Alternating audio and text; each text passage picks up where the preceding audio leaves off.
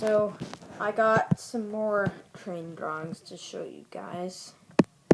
I'll show you them. So these ones are nice.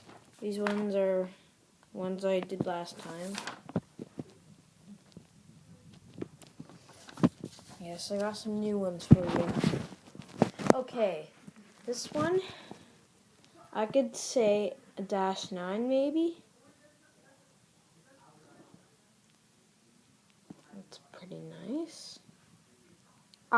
There's supposed to be like, maybe, there's supposed to be like a little, circle, red circle here. It says like a Chicago Northern Western system with the red circle, but I couldn't do that because it looked really, really, really hard, so I just skipped that and make it right and yellow. So yeah, it doesn't really realistic, but this one is not a train, but this one is something else. This one is some train bells.